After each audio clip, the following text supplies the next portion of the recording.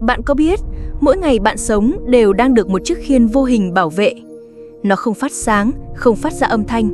Bạn không thể nhìn thấy, nhưng nếu nó biến mất chỉ trong chốc lát, toàn bộ trái đất có thể biến thành địa ngục phóng xạ. Chiếc khiên ấy chính là Từ Quyển.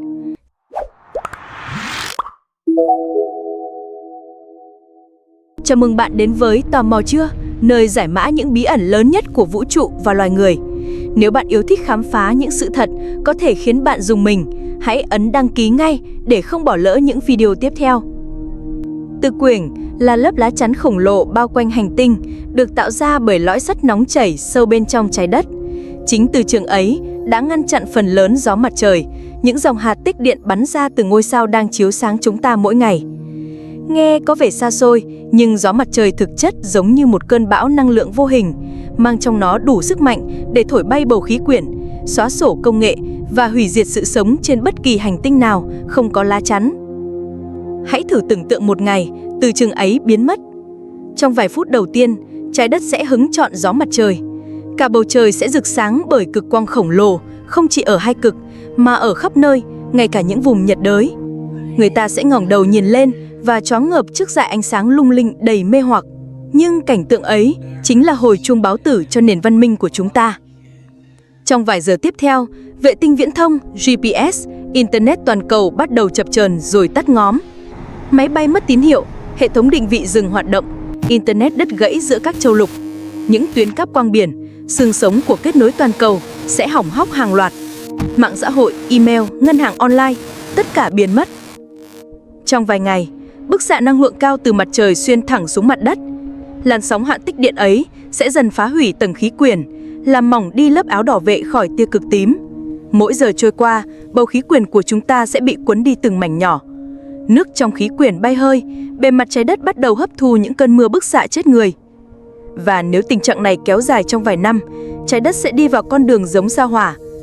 Bạn có biết rằng sao Hỏa từng có đại dương và khí quyển dày, nhưng từ trường biến mất khiến gió mặt trời thổi bay tất cả. Giờ đây nó chỉ còn là một hành tinh chết, khô cằn, lạnh giá, không còn sự sống phức tạp nào tồn tại. Đó chính là tương lai có thể chờ đợi chúng ta. Con người khi ấy sẽ không thể sống trên bề mặt hành tinh nữa. Thành phố sụp đổ vì không có điện, mùa màng chết dần vì bức xạ, nguồn nước nhiễm độc và bầu trời chẳng còn xanh. Để tồn tại, nhân loại sẽ buộc phải chui xuống lòng đất, xây dựng những hầm trú ẩn khổng lồ hoặc tìm cách di cư vào không gian. Nhưng ngay cả khi trốn dưới lòng đất, chúng ta cũng chỉ đang mua thêm chút thời gian cho nền văn minh đang hấp hối. Liệu khoa học có thể cứu chúng ta không? Một số nhà nghiên cứu NASA đã đưa ra ý tưởng về một cái lá chắn nhân tạo, sử dụng một vệ tinh khổng lồ đặt tại điểm Lagrange giữa trái đất và mặt trời, tạo ra từ trường đủ mạnh để che chắn hành tinh. Nghe giống phim khoa học viễn tưởng, nhưng thực tế đó là một trong số ít những giải pháp khả dĩ. Vấn đề là công nghệ hiện tại vẫn chưa đủ để biến nó thành hiện thực. Và ngay cả khi có thể, việc duy trì một hệ thống như vậy cũng là thách thức khổng lồ chưa từng có. Bạn thấy đấy, sự sống trên trái đất mong manh hơn chúng ta tưởng rất nhiều.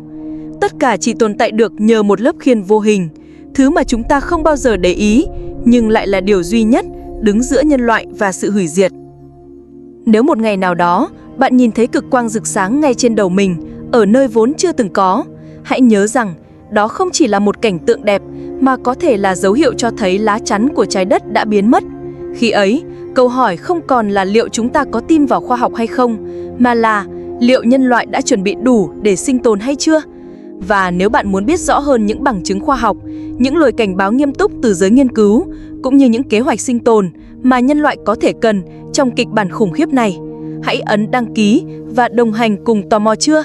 Bởi vì chỉ khi hiểu rõ mối nguy, chúng ta mới có thể hy vọng còn cơ hội để vượt qua nó.